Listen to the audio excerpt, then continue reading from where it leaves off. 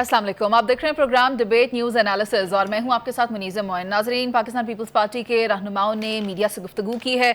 शाजिया मरी साहिबा और फैसल करीम गुंडी साहब थे और वो ये फरमा रहे थे कि आम इंतखाबात और सदर के ख़त को जो है ज़ेर गौर लाया गया है मीटिंग में, और ये भी कहा कि इंतखाबात को लेकर बात हुई है। नून लीग की तरफ से इल्ज़ाम तराशी की जा रही है, किसको शो कॉज नोटिस जारी हुआ, उसकी वजूहात क्या हैं, इन मामलात पर बात हुई है। मैं गुफ्तगू का आगाज़ करती हूँ पीजे मीर सर आपसे ये जानना चाहूँगी कि ये सियासी पेचीदगियाँ क्यों सामने आ रही हैं and who is running the show for Pakistan Peoples Party, और जो शो कॉज नोटिस का मामला पेश आया तो उसकी वजूहात क्या हैं? ये देखें, ये जो आपने कहा ना पेचीदगियाँ, यही चीज़ें हैं कि पूरे पाकिस्तान में एक अनसर्टनिटी आई है।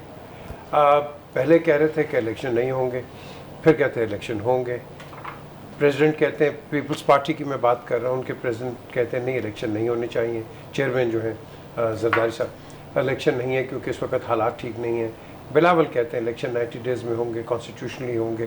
तो उस वक्त लोगों ने क्या तासुर किया कि क्या ये बैड कॉप गुड कॉप है, जिस तरह शहबाज शरीफ और नवाज शरीफ का कहते हैं गुड कॉप बैड कॉप। तो अब जो लेटेस्ट CEC की अभी जो मीटिंग हुई है जिसमें शाजिया मारी ने कहा है कि नहीं, ये तो अभी हम इसका फाइनल डिसीजन हमारे पास अभी हमने आपको देना है। तो फिर ये जो पहले बयानात थे, ये क्या बयानात हैं? क्योंकि लोग इसी पे पूरे हफ्ते इस पे तज्जिए करते रहे, इसी पे डिबेट्स होती रही हैं, यही टॉपिक्स बने, अब ये नया टॉपिक आ गया। तो अगर पॉलिटिकल पार्टीज़ खुद कंफर्म्ड नहीं है तो ये लोगों की जो उमंगें हैं, उम्मीदें हैं, इनको ये कैसे कंफर्म करेंगी? ये एक बहुत बड़ा क्वेश्चन आता है कि खुद ही आपस में लीडरशिप के अंदर वो जो है आप कह लो कि यकजहती वो नहीं है और एक कन्फ्यूजन वहाँ से आ रही है। फिर अभी आपने कहा कि वो तनकीदें भी उधर से शुरू हो गए नून की तरफ से। बात आती है ये जो एक और बड़ा शोकॉज नोटिस का आ गया लतीफ़ खोसा साहब का और फिर एतजाज़ एहसन। क्वेश्चन इज़ कि क्या ये जितने प्रोफेशनल्स हैं ये क्या ये अपनी पार्टियों से पूछेंगे हाँ जी मैं वो केस कर सकता हूँ, ये केस कर सकता हूँ, नहीं कर सकता हूँ, क्यों कर सकता हूँ? हाँ, क्या ये इमरान स्पेसिफिक केस है कि आप ये नहीं कर सकते हैं? क्या बाकी केस क्यों नहीं? ये प्रोफेशनल लोग हैं, ये पॉलिटिकल पार्टी से आने से पहले ही प्रोफेशनल्स थे, पार्टी में आए हैं, इनकी एफिलिएशंस हैं, बाकियों की भी एफिलिएशंस हैं, हर एक की एफिलिएशंस है। वो अता तारड़ भी लॉयर है, बाकी भी और लॉयर्स हैं, वो भी आते हैं अपने केसेस लड़ते हैं। तो मैं समझता हूँ फिर सवाल इससे उठता है कि फिर यही पार्टीज़, सारी पॉलिटिकल पार्टीज़ कहती हैं टॉलरेंस दिखाएं, वेयर इज़ टॉलरेंस? सारी पार्टी नारे लगाती हैं जमहूरियत को होना चाहिए। तो इस पॉइंट से where is democracy, where is freedom of speech, where is freedom of working? और साथ साथ उसके अलावा जो है कि जितने भी लोग हैं आपकी पॉलिटिकल पार्टी में, सब मैं सब की बात कर रहा हूँ, वो काम कर रहे हैं। तो क्या ये एक एक काम अपने चेयरमैन से कहेंगे कि अच्छा सर मैं वो एक्सपोर्ट कुछ करना है, मैं आपसे एक्सपोर्ट कर लूँ? बिजनेस वाला लॉयर होगा, सर मेरे पास ये केस है, ये मैं केस कर लूँ? Give me a break, let's grow up. जो लॉयर होता है, कोई भी लॉयर होता है, वो अपने प्रोफेशनल एबिलिटी पे जाके डिफेंड करता है, वो कोई पर्सनल नहीं होता। हालांकि खोसा साहब और Imran Khan are political rivals and so is Aitzaz, they are all political rivals. लेकिन as far as profession is concerned, उसके अंदर you have to give them the due time, the due space, and that's how it is. अब आप क्या कर रहे हो? यही चीज़ आपने जजेस के साथ कर दी है, वो जज इसका है, वो जज इसका है।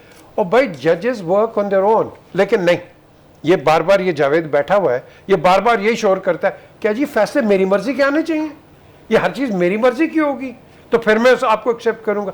नहीं, इस तरह नहीं होता। कभी इंटरनेशनल कोर्ट्स में, आपने इंटरनेशनल कोर्ट ऑफ जस्टिस ले लो, हेग के अंदर, क्या कोई बात होती है इस तरह की?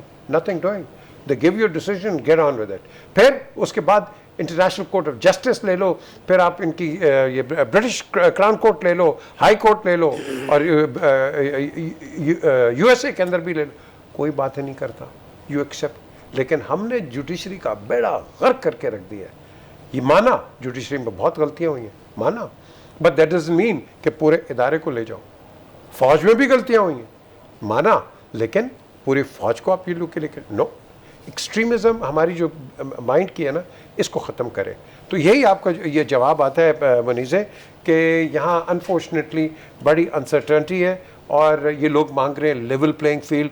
But what is level playing field? Level playing field तो मिल गई है आपको। सबसे बड़ा जो फास्ट बॉलर है उसको तो अपने साइड पे कर दिया, वो तो बेचारा नेट भी नहीं कर रहा, नेट भी नहीं, वो जलसा भी नहीं कर रहा, वो तैयारी भी नहीं कर रहा। बहुत लेवल प्लेइंग फील्ड नहीं, अब तो ओपन फील्ड दे दी गई है ना कि खुल के खेलो, खुल के खेलो, जरूरत नहीं है। फैसल करीम कुंडी साहब कह रहे हैं कि उन्हें टर्मिनेट नहीं किया गया, उनसे सिर्फ जवाब मांगे, और अगर वो 7 दिन में जवाब नहीं देते तो ऑब्वियसली वो टर्मिनेट कर दिए तो उस जाएंगे। पे खोसा साहब ने कहा कि मेरे से कोई अच्छे की उम्मीद ना रखें, मेरा जो रिप्लाई होगा बड़ा क्रिस्प होगा, शॉर्ट होगा और बड़ा सौर भी होगा। लाइंस यही होंगी, एग्जैक्टली यही। और उनका जो पॉइंट ऑफ व्यू है बड़ा सिंपल है, जो मुझे नजर आई है बात, उनको पार्टी से भी कुछ इख्तलाफात हैं बुनियादी तौर पे। इख्तलाफात ये हैं कि वो कहते हैं कि मेरे पे जब मेरी गाड़ी पर हमला हुआ, मेरे बेटे पे गोलियां चली, जी जी, मेरे घर पे फायरिंग हुई, तो पीपल्स पार्टी का कोई बंदा नहीं आया, जबकि पीटीआई चेयरमैन कैदी नंबर 804 मेरे घर पे आया।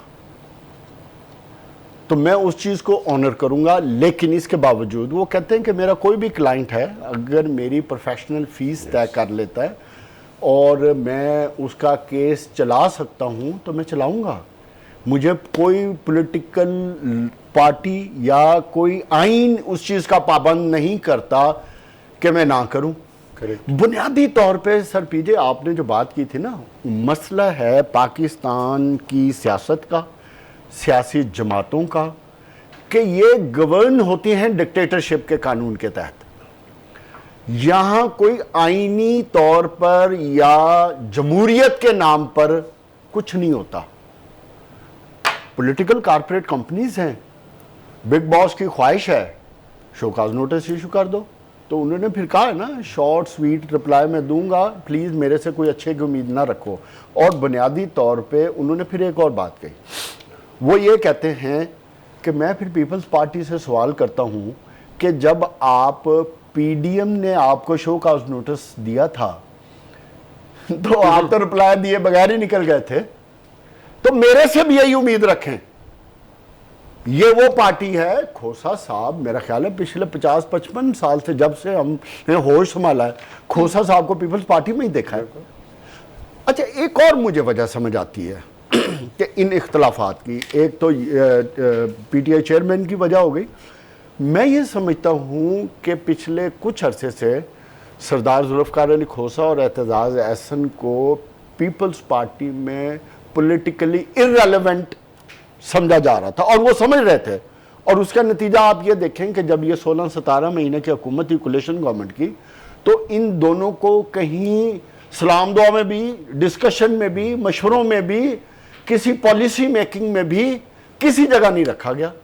एक तो मुझे लगता है इनको ये खार थी, और इनको अपनी पॉलिटिकल रेलेवेंस रखने के लिए अपने साइज और एक्सपीरियंस के हिसाब से उनको एक कुशन मिला पाकिस्तान तहरीक इंसाफ की शक्ल में। इररिलेवेंट थे तो उसके सीईसी में क्यों बुलाए जाते हैं? बुलाया इसलिए जाता है कि ये जो 50-50 साल 60 साल जो एक पार्टी को दे चुके हैं, इनको किस बुनियाद पर निकालें पार्टी से।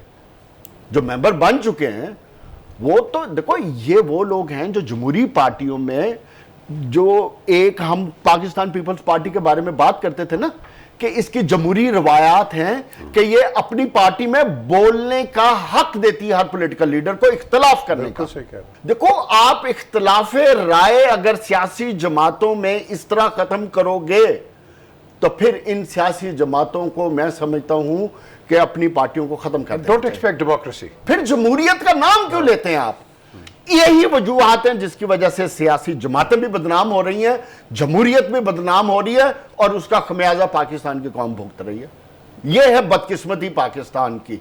अब एक बंदा इस स्टेचर का, वो अब पार्टी से पूछे, जैसे आप कह रहे हैं कि जी मैं फलां केस ले लूं, उन्होंने अच्छा फिर एक और रेफरेंस दिया।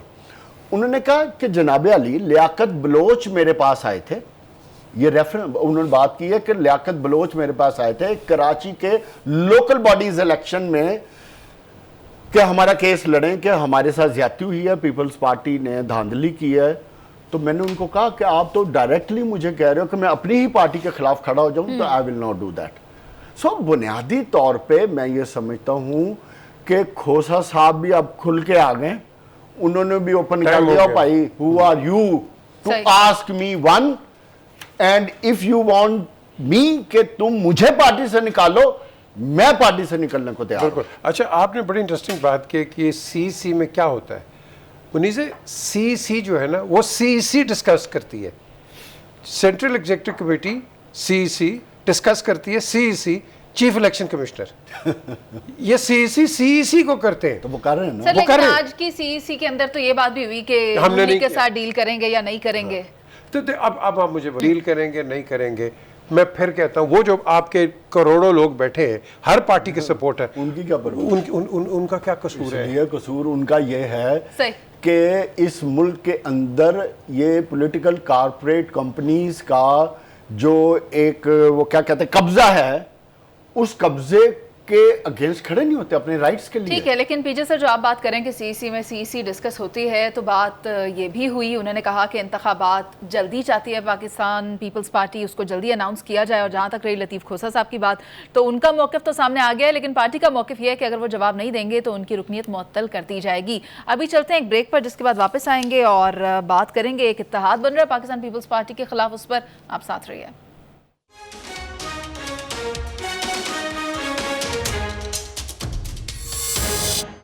Welcome back. एमक्यूएम और जेयूआई ने सिंध में पाकिस्तान पीपल्स पार्टी के खिलाफ इत्तेहाद बना लिया है, और इससे पहले एमक्यूएम ने जीडीए के साथ भी इत्तेहाद किया था। सवाल मेरा ये है पीजे सर आपसे कि ये जो इत्तेहाद बनाए जा रहे हैं, क्या ये पाकिस्तान पीपल्स पार्टी में कोई डेंट डाल सकते हैं? देखिए, ये इत्तेहाद बनेगा भी, ये इत्तेहाद ऑफ कन्वीनियंस होगा। मैं तो प्रिवी हूँ कि रहमान मलिक किस तरह अल्ताफ़ हुसैन के घर पे जाते थे और जाके उधर सेक्रेटेरिएट के अंदर क्या प्लीट करते थे, और जो रंजिशें होती थी वो ख़त्म होती थी। और उसके बाद फिर जरदारी साहब जब लंदन आते थे, ईटन स्क्वायर में ठहरते थे, तो अल्ताफ़ हुसैन जाके उनको वहाँ मिला करते थे, जबकि सब मामला ठंडे किए जाते थे। ये सब मैंने देखा हुआ है। द क्वेश्चन इज़, आप इत्तेहाद कन्वीनियंस के लिए, वोट के लिए आप कर रहे हैं, अवाम के लिए कर रहे हैं, या सिर्फ पावर में अंदर आने के लिए कर रहे हैं? That's it. इत्तेहाद होते हैं लोगों के बेनिफिट के लिए। वो उन्होंने कहा है ना जी, डॉक्टर फारूक सत्तार ने, कि जी 15 साल हमने कोई इतना काम नहीं किया। बिल्कुल सही कहा, क्योंकि 15 साल आप वही कर रहे हैं जो आज आप फिर शुरू करने लगे। आपने कोई चीज़ चेंज नहीं की है, आप वही कर रहे हैं और करेंगे और करते रहेंगे। क्योंकि कल एमक्यूएम को अगर कोई चीज़ ना मिली, मैंने प्राइम मिनिस्टर हाउस के अंदर देखा हुआ है कि किस तरह प्राइम मिनिस्टर्स को कहते थे, अगर ये नहीं हुआ तो हम गवर्नमेंट से जा रहे हैं। I am privy sitting in the prime minister's office, ये मैंने देखा हुआ है। और फिर उसके बाद केसेस साइड पे हो जाते थे, काम चलता रहता था, फिर 19-20 फिर आपकी थ्रेट आ जाती, हम गवर्नमेंट से जा रहे हैं। ये तो रेगुलर एक फीचर होता था। तो एमक्यूएम हमेशा इस तरह करती रही है, तो क्या अभी भी करती रहेगी? I don't know. उस वक्त लीडरशिप थी अल्ताफ़ हुसैन की, he is out of the window, but he is not out of the window. ये भी मैं आपको बता दूं, he still has a lot of से इन कराची। अब बात आती है, ये एक्टिवेट हो जाएंगे या नहीं होंगे, that again remains to be seen. अभी हमने डीएक्टिवेट एक कर दिया, कब तक डीएक्टिवेशन होगी, एक्टिवेशन रीएक्टिवेशन कब होगी, ये भी आपके सामने आ जाएगा। लेकिन कराची की जो पॉलिटिक्स है, ये बड़ी एक मैं कहता हूँ वो टग एंड वॉर है। ये टग एंड वॉर है। इसमें जेयूआई भी आई है, इसमें जमात इस्लामी भी है, इसमें एमक्यूएम भी है, इसमें मुस्लिम लीग एक ज़माने में आती थी, ठीक आई है, फिर वो भी साइड पे हो गई, पीटीआई एक आ गई, उसके अंदर वो भी आ गई।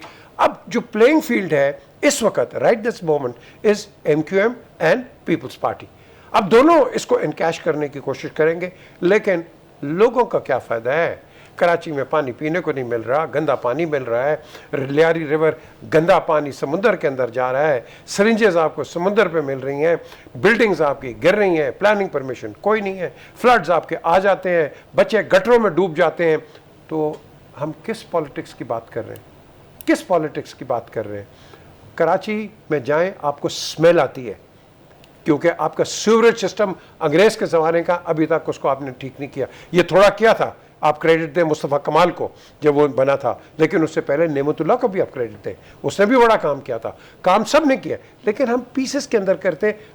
जब किया, मुझे 10 वोट इधर से आ गए, 10 इधर से आ गए। पाकिस्तान इस तरह नहीं चलता, ना ही कोई प्रोविंसेस चलते हैं। हमने चलाना है बिला लॉस, हमने चलाना है खुले दिल के साथ, यार ये कर रहा है इसको भी रखो, ये कर रहा है इसको भी रखो। लेकिन नहीं, हम क्या करें, मैं तो जो मैं वाला है ना, फिर देख लो मैं के साथ क्या हाल हुआ है। हम कर देता, खुदा की कसम आज हम भी कहते यार वाह कुछ हो जाना था। तो यही अब ये आर्टिफिशियल अलायंस है, ये इलेक्शन तक है। इलेक्शन के बाद नोट कर लें प्रोड्यूसर, इसको भी जो मैंने आपको पहले भी कैप्शंस कराएंगे, ये फिर यही होगा, गवर्नमेंट में आएंगे, वॉकआउट होगा, ब्लैकआउट होगा, बॉयकॉट होगा, और आपका काम इस तरह चलता रहेगा। पीजे सर, आपने तो बहुत ही आइडियल सिचुएशन क्रिएट कर दी। मुझे तो लगा कि अगर ये हो जाता है तो सब ठीक हो जाएगा, एटलीस्ट सब जमातें मिलकर अगर काम करें तो ऐसा मुमकिन है, और आप भी यही कह रहे हैं, मगर अभी तक ऐसा हो नहीं रहा। हमने मेयर और डिप्टी मेयर का इंतखाब भी देख लिया। हाँ, टीजर वेल सेड। ये देखो जावेद, आप इसमें बोल रहे यार, ये आपने टीजर देखा है? सर वो ये कह रहे हैं कि पाकिस्तान पीपल्स पार्टी जो है वो वडेरों और एक और नाम लिया जागीरदारों की जमात है। अगर इलेक्शन कमीशन हमारे कंसर्न्स को एड्रेस नहीं करता तो हम सारी जमातें मिलकर मुश्तरका लाहे अमल तैयार करेंगे। एक चीज इन्होंने लफ्ज इस्तेमाल किया है वडेरे। लोग समझते पता नहीं क्या है। जागीरदार एक लफ्ज है, वडेरा किसको कहते हैं? वडे को, जो बड़ा होता है। That's all what a wadera is. अगर कोई है क्लैरिफाई करे। देखो सर, पीजे मीर जो है ना शहजादे हैं, इनको पाकिस्तान की आवाम से बड़ी मोहब्बत है, और पाकिस्तान से भी। इन्होंने जो ख्वाहिशात का इजहार किया, मेरा ख्याल है कि पाकिस्तान की सियासत में इन ख्वाहिशात की गुंजाइश नहीं है। पाकिस्तान में ख्वाहिशात पे सिर्फ इक़्तिदार मिलता है।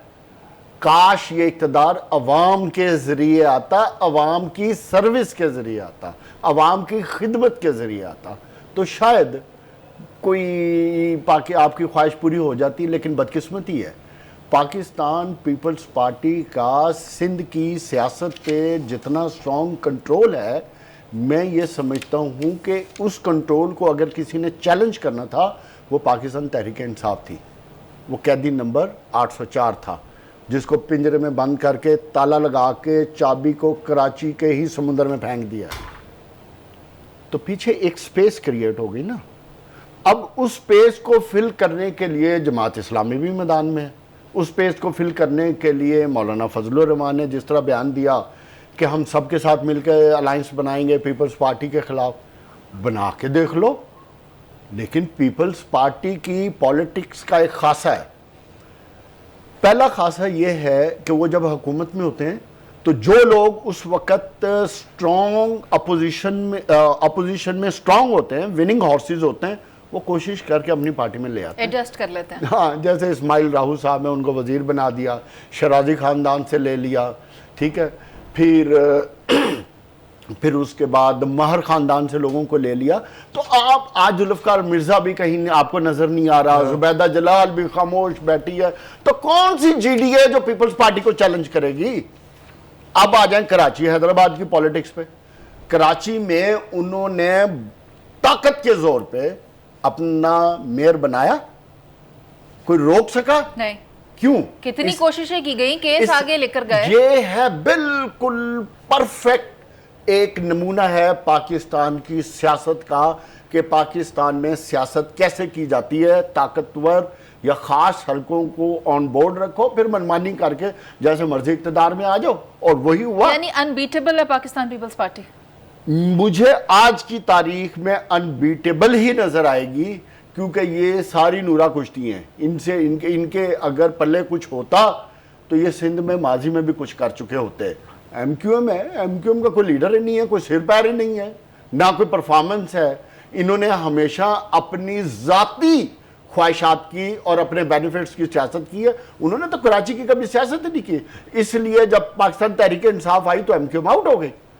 हाँ, अगर देखने की चीज़ सिर्फ जमात इस्लामी है, लेकिन जमात इस्लामी का सबसे बड़ा प्रॉब्लम जमात इस्लामी ने काम भी किया है, लेकिन वो तो एक डिप्टी मेयर नहीं प्रॉब्लम जमात इस्लामी का ना हिस्टोरिकली प्रॉब्लम है। प्रॉब्लम ये है कि ये लोकल बॉडीज की हद तक तो ठीक रहते हैं, जब नेशनल पॉलिटिक्स के उसमें वोट नहीं मिलता, उसमें इनको वोट नहीं मिलता। हाईएस्ट इन्होंने 1970 में कितनी सीटें ली थी? 4 सीटें ली थी, और पूरे पाकिस्तान से कोई 23-23.5 लाख वोट मिला था। और लास्ट 2002 में भी इनको 4 सीटें मिली थी, और वो भी अंडर MMA की सपोर्ट के साथ। Yes. तो उसके बाद तो उनको एक सीट भी नहीं मिली।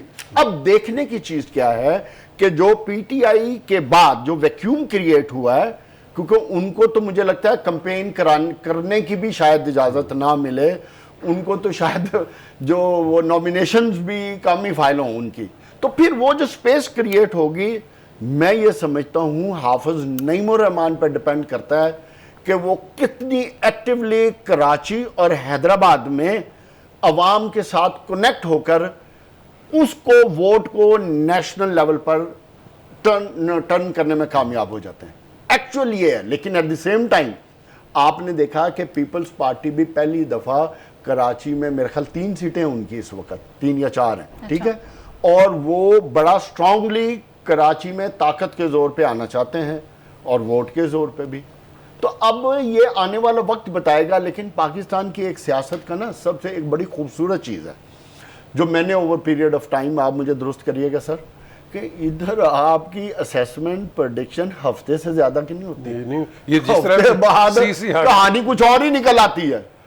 आप देखो ना, 4 दिन, आज से 2 हफ्ते पहले तक शहबाज शरीफ प्राइम मिनिस्टर के लिए सबसे फेवरेट थे, और आज मेरा ख्याल है कि नवाज शरीफ लीड कर रहे हैं।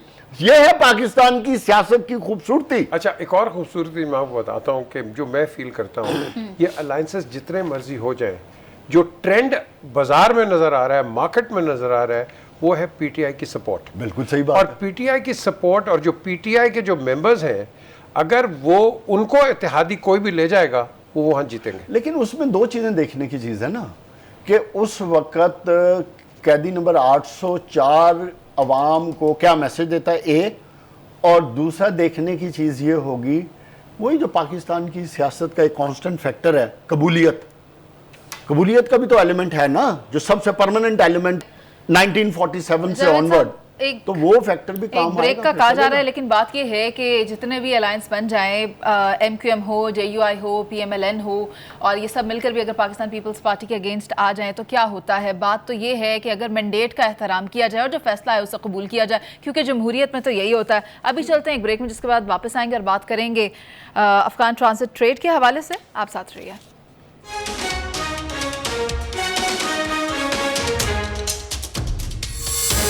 Welcome back. Afghan transit trade के मामले पर तहफ़्फ़ुज़ात हैं। कहा जा रहा है, तर्जुमान दफ्तर खारजा की जानिब से मुमताज़ ज़हरा बलोच साहिबा ये कहती हैं कि अफगान ट्रांजिट ट्रेड माहिदे पर कई साल से अमल पैरा हैं, मगर पड़ोसी मुल्क की मदद के लिए नेक नियति से काम कर रहे हैं, लेकिन अब उस पर तशवीश है। तो बीजे सर, आपको क्या लगता है, क्या वजूहात हैं जो ये तशवीश पैदा हो रही है? कह रहे हैं कि पाकिस्तान के लिए अच्छी सूरत हाल नहीं है। बिल्कुल, अफगानिस्तान के लिए अच्छी नहीं है, पाकिस्तान के लिए भी अच्छी नहीं है। इसलिए कि ये जो ट्रांजिट ट्रेड की हम बात कर रहे हैं, मैं तो प्राइम मिनिस्टर यूसुफ रज़ा गिलानी के साथ काबुल गया था, हम वहाँ ये मिले थे उनसे, चेंबर ऑफ कॉमर्स को। उन्होंने काफ़ी तहफ़्फ़ुज़ात पाकिस्तान के आगे प्रेजेंट किए, और इंटीरियर मिनिस्टर उस वक्त रहमान मलिक भी से साथ। तो यही बात हुई थी ट्रांजिट ट्रेड की, क्योंकि रहमान मलिक ने कहा था, और बड़ा ठीक कहा था, कि हम आपके जो ट्रांजिट में आता है सामान, हम आपको खुला नहीं आने देंगे।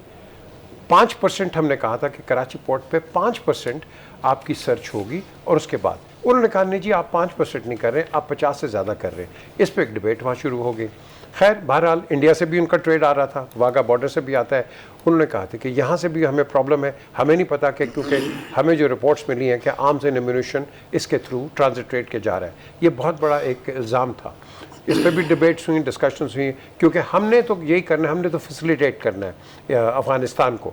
लेकिन अगर इसको कोई मिसयूज़ करता है तो वो फिर Pakistan is not going to be accepting it. फिर साथ आपने देखा कि बॉर्डर पर स्कर्मिशेस हुई हैं, 2 पॉइंट्स हैं हमारे, एक आपने तुरखम का बंद कर दिया।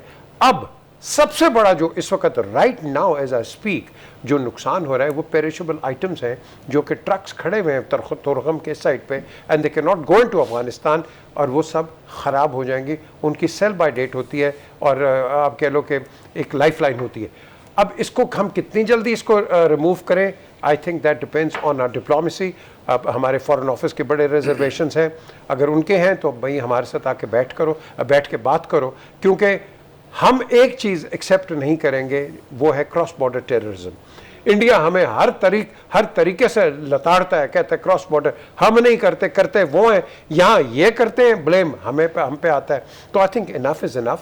अपने बॉर्डर्स को सिक्योर करो, क्यों जावेद, अपने बॉर्डर को सिक्योर करके move forward। सर देखो, ये हिस्टोरिकली बड़ा पुराना इशू है, ये बहुत पुराना है, और मैं इस पे पाकिस्तान आर्मी चीफ को सबसे पहले तो मैं अप्रिशिएट करना चाहता हूँ। Yes, absolutely। कि ये जितना बोल्ड स्टेप उठाया गया है, मैं समझता हूँ इसको कंसिस्टेंसी के साथ फॉलो करना चाहिए, क्योंकि अफगान ट्रांजिट ट्रेड के नाम पर पाकिस्तान की मईशत पर शबखून मारा जाता है। yes।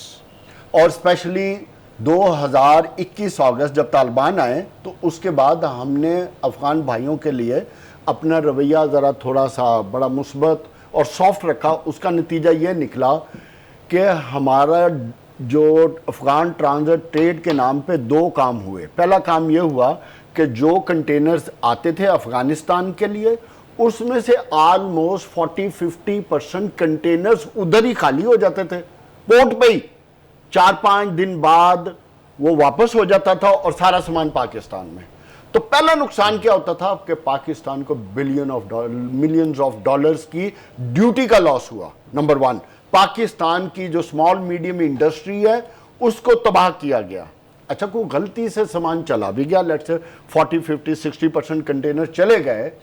अच्छा, वो क्या होता है, वो फिर स्मगलर्स के जरिए, अच्छा उनके जरिए फिर वापस आ जाता पाकिस्तान में, और पाकिस्तान की इंडस्ट्री को तबाह बर्बाद कर दिया गया। सही। अच्छा, उसका 2 फिर नतीजा क्या हुआ, और उसकी मेन एक और वजह निकली कि वही डॉलर, पाकिस्तान का डॉलर ही इस्तेमाल किया जाता है, जिसकी वजह से पाकिस्तान में जो डॉलर क्राइसिस आए, आपको याद होगा तालिबान की जब हुकूमत आई तो हमने बहुत कितनी दफा ये बात की कि पाकिस्तान से डॉलर स्मगल हो रहा है, इसको रोको, और उसे अफगानिस्तान ले जाया। और उसका नतीजा क्या निकला कि आज पाकिस्तान की करेंसी कमजोर होती गई और उनकी करेंसी मजबूत होती गई, और पाकिस्तान, और वो आपने वीडियो क्लिप्स भी देखे होंगे किस तरह खुशियां मनाई जा रही थी।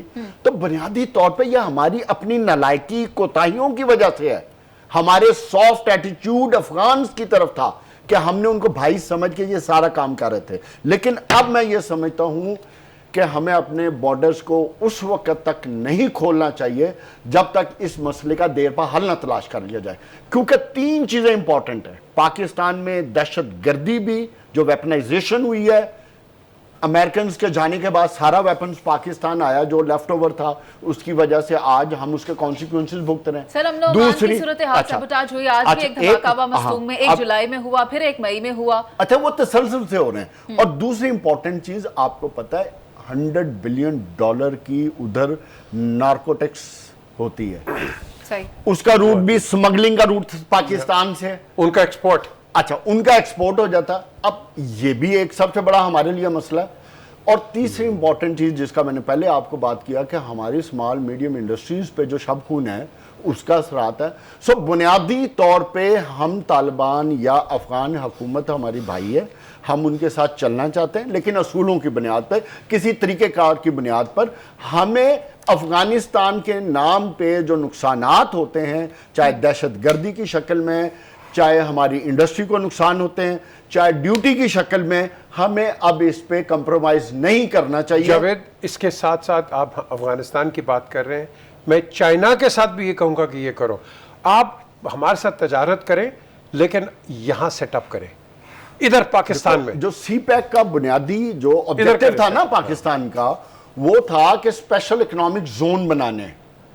अब स्पेशल इकोनॉमिक जोन जो बनने थे, वो जो चाइना के साथ हमारे तय हुए थे कि उसको कैसे डेवलप किया जाएगा और किस तरह लिंक किया जाएगा, और जब वो स्पेशल इकोनॉमिक जोन बन जाएंगे तो ये जो स्मॉल मीडियम इंडस्ट्रीज की हम बात कर रहे हैं, तो चाइना वो तमाम इंडस्ट्री पाकिस्तान शिफ्ट करेगा। आपने बात लेकिन हमारी फिर वही हमारी कोताही हमने कुछ काम ही नहीं किया। जावेद इकबाल, कोताही क्या, आप स्पेशल इकोनॉमिक जोन की बात कर रहे हैं, दुबई में जाके देखो, जबल अली चल गया है, फ्री पोर्ट चल गया है, वो बातें नहीं करते, सिर्फ वो इस एक्शन तरह करते। के इस तरह के फिर कुछ मंसूबे पाकिस्तान को भी बनाने पड़ेंगे। जावेद साहब, प्रोग्राम का वक्त खत्म हो गया है। बहुत शुक्रिया आपका। और आपका भी बात यह है कि दफ्तर खारजा की तरफ से कहा जा रहा है कि पाकिस्तान को अफगानिस्तान से जो खतरात लाहक हैं उस पर तशवीश है और अफगान ट्रांजिट ट्रेड जो है वो उसका एक सबब बन रहा है। तो फिर अगर इन मामलात को इंटरनेशनल स्टैंडर्ड्स के तहत ड्राफ्ट कर लिया जाए तो फिर इस तरह के मामलात जो सामने आ रहे हैं इनसे बचा जा सकता है। अभी के लिए आपसे इजाज़त, अल्लाह ने के बाद।